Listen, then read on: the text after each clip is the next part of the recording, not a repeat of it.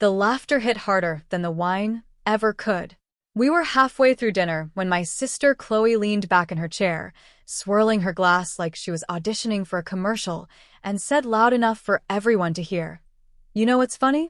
Emily still wears that fake gold necklace like it's real." Before we begin, drop a comment and tell us where are you from and from which city you're watching our videos? And after watching the whole video, don't forget to tell us what would you do in this situation? Be honest, tell me in the comments below. We read every comment. Let's begin. The table froze. Then Mom chuckled, eyes flicking toward me with that familiar, condescending smile. "Well, sweetheart," she said, dabbing her lips with her napkin, "it matches her. Looks shiny from a distance, but doesn't hold much value up close." My fork paused midair. The sound of their laughter felt like claws scraping through my chest. I looked around the table. My sister in her designer dress, Mom in her pearls, Dad quietly pretending to focus on his steak. No one defended me. No one ever did. "Wow," I finally said softly, setting my fork down. "You guys really don't get tired of this, huh?" "Oh, come on," Chloe smirked. "Don't be so sensitive. It's just a joke." "Right," I said. "Just like last Thanksgiving when you called me the family disappointment, or when Mom told Aunt Karen I'd probably marry my credit card debt." Chloe's smirk faltered. Mom sighed dramatically. "We're only teasing you, Emily. You really should learn to laugh at yourself." I smiled, but there was no warmth in it. "You're right. I'll work on that." The silence that followed was thick, awkward enough to make even Dad clear his throat. I pushed my chair back slowly. "Excuse me," I said calmly. "I've got an early morning." Chloe rolled her eyes. "Big day at your thrift store job?" I didn't respond. I just picked up my purse, walked out, and closed the door behind me. My hands were trembling when I got into my car, but not from anger, from adrenaline. The kind that builds right before a storm.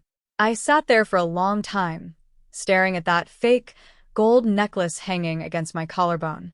It wasn't fake. I'd known that for weeks. A few months ago, when I was cleaning out Grandma's old attic, I'd found a certificate tucked behind one of her sketchbooks, a faint signature from a Parisian jeweler dated 1941.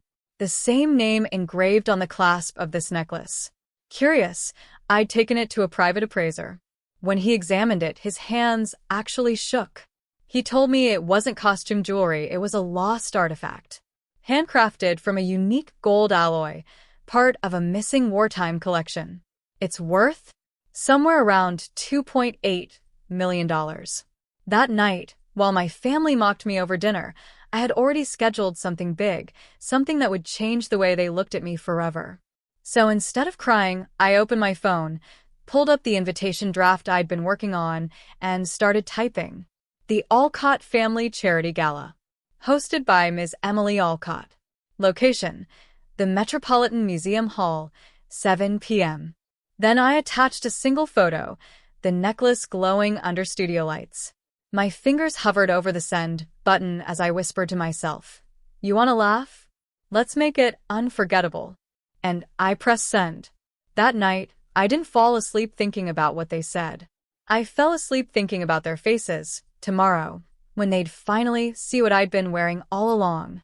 The next evening, the air outside the Metropolitan Museum buzzed with camera flashes and murmurs. Elegant cars lined the curb, their headlights washing across the marble steps like liquid gold. I stood just inside the entrance, calm, collected, every detail of the night planned down to the last breath. A young woman from the museum staff adjusted her headset and turned to me with a polite smile. "Ms. Alcott, the press is already here. Would you like us to begin the introductions?"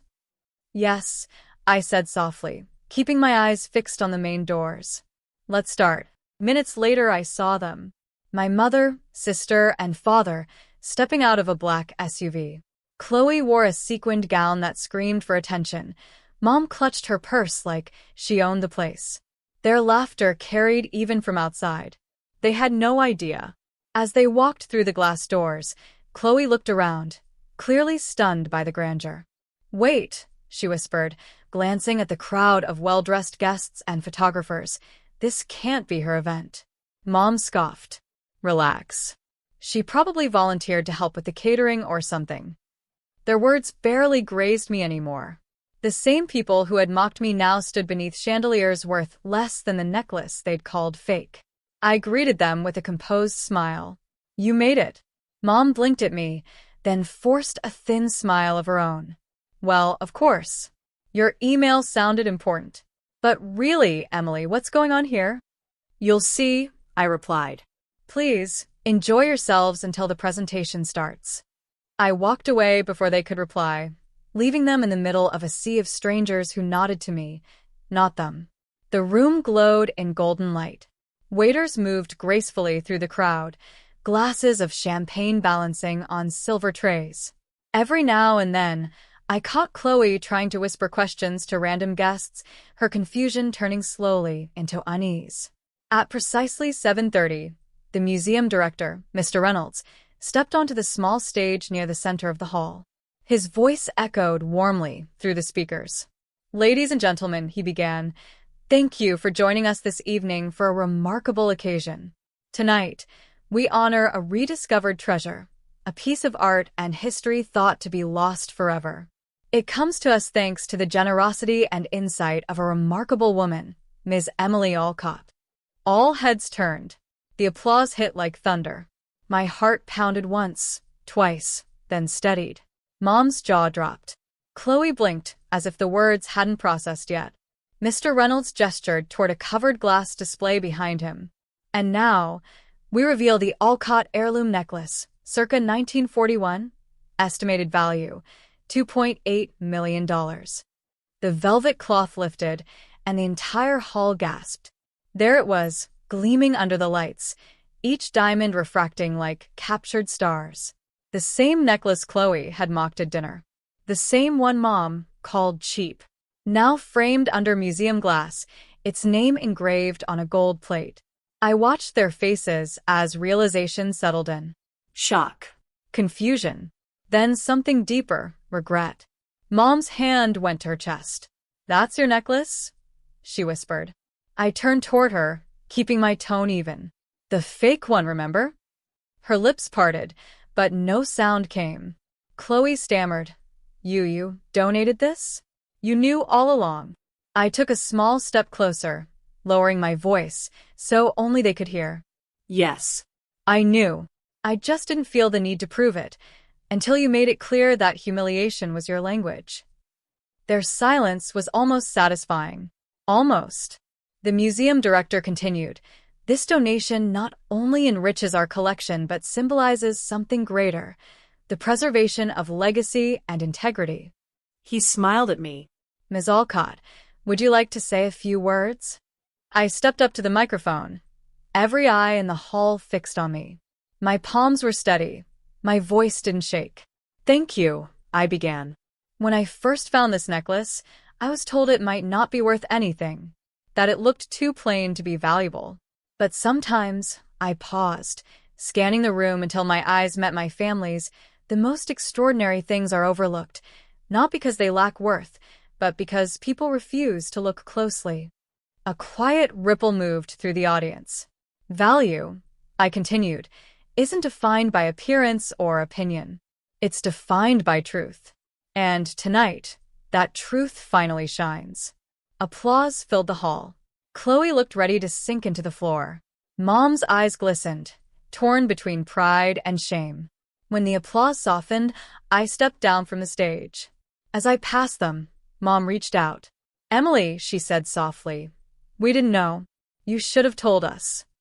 I met her gaze, calm but cold. You never asked. For a second, she looked smaller than I'd ever seen her. Chloe swallowed hard. Was this all just to teach us a lesson? I smiled faintly. No, Chloe. This was to remind you that respect isn't inherited, it's earned. As I turned away, the cameras flashed again, capturing a moment I knew would follow them forever, their frozen disbelief beside the plaque with my name. And in that blinding light, for the first time in my life, I felt weightless, free of their laughter, their judgment, their endless need to remind me where I stood. They had spent years treating me like a background shadow. But tonight, the spotlight didn't belong to them. It belonged to the girl they once called fake. The gala ended late, but the real show began the moment the applause died down. Chloe stood frozen near the display case, her reflection warped in the glass. $2.8 million, she whispered, almost to herself. You're lying. There's no way. Ask the museum, I said coolly. They verified every detail. Mom still looked dazed, clutching her clutch like it could protect her from embarrassment. Emily, we didn't mean to. Didn't mean to what? I cut in, my voice sharp but calm. Didn't mean to humiliate me in front of the family? Didn't mean to call me worthless every time I tried to build something for myself? Or didn't mean to assume that your approval defined my worth? Her eyes fell. For once, Mom didn't have a comeback. Guests drifted around us, whispering. I could feel the shift in the air. The same relatives who once ignored me were now trying to catch my attention, smiling too wide, pretending they'd always believed in me. Mr. Reynolds, the museum director, approached. Ms. Alcott, congratulations again. The board is thrilled with your donation. They'd like to discuss future collaborations with you, perhaps a charity foundation under your name? I smiled faintly. That sounds perfect. Let's schedule something next week. He nodded, walking off. Chloe's mouth fell open. You're working with them now? Actually, I said, glancing around at the elegantly dressed crowd, I've been working with them for months. I just didn't mention it because, well, you'd probably have called it another one of my fake jobs. Chloe's expression cracked, her confidence dissolving like sugar in water. So, all this time, you knew? You planned this. I didn't plan you, I replied quietly. You handed me the moment yourself. She flinched. That's cruel. I stepped closer, lowering my voice so only she could hear. You don't get to talk about cruelty, Chloe. You've built your whole personality around belittling people. Every dinner, every holiday, you needed someone smaller to feel tall.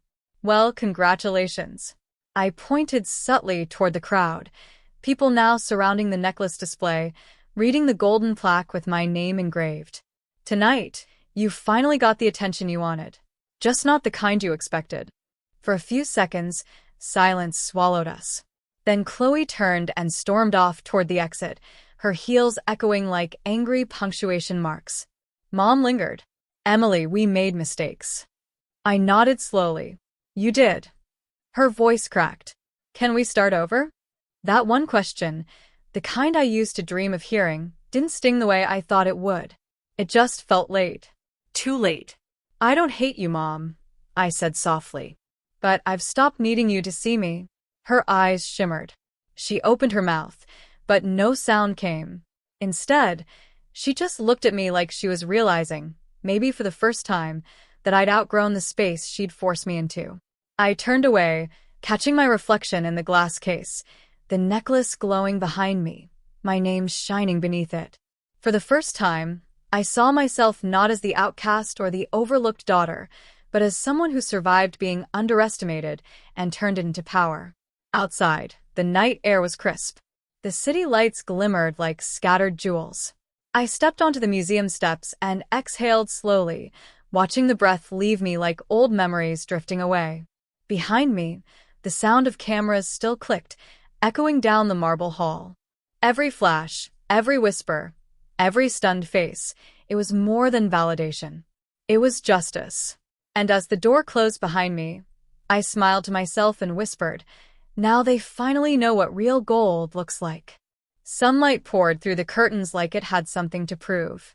I sat on the edge of my bed, scrolling through my phone, dozens of messages, hundreds of notifications. The gala photos had gone viral overnight.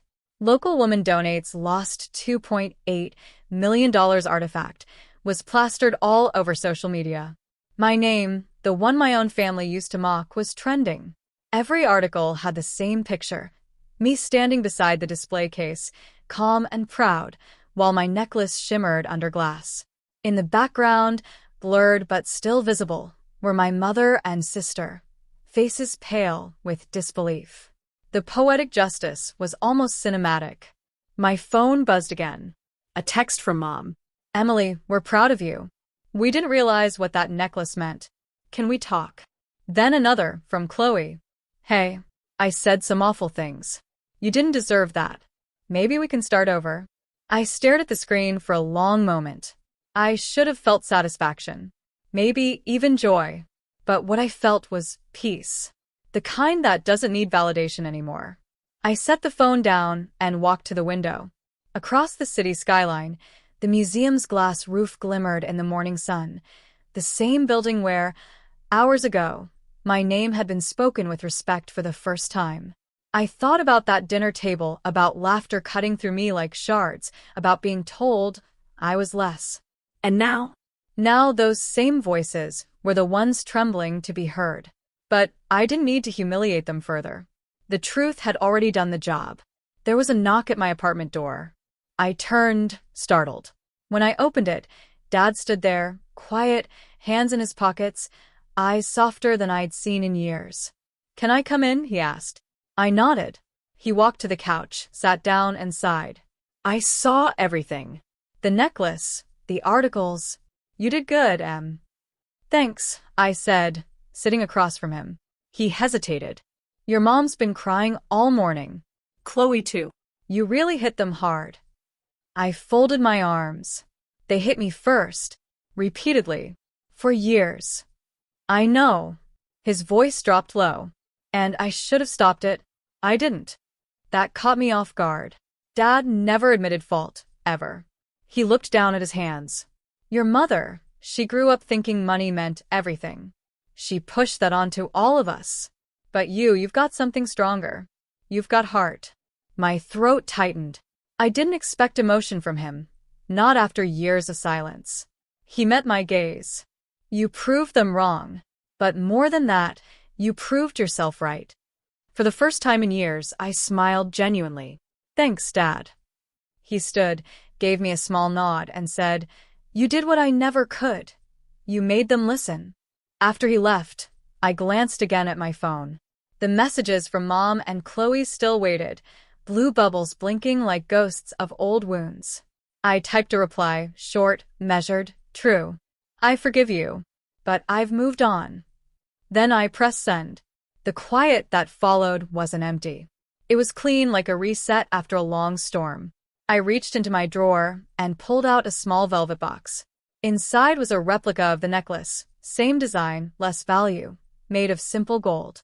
I fastened it around my neck and looked in the mirror. This time, I didn't see the girl with fake jewelry. I saw someone who had rebuilt herself, piece by piece, until she became untouchable. Outside, the city moved fast and bright, but I wasn't rushing anymore. I whispered to my reflection. They thought I wore something fake. Turns out, I just hadn't shown them the real me yet. And for the first time, I smiled, not because I'd won, but because I'd finally stopped needing to.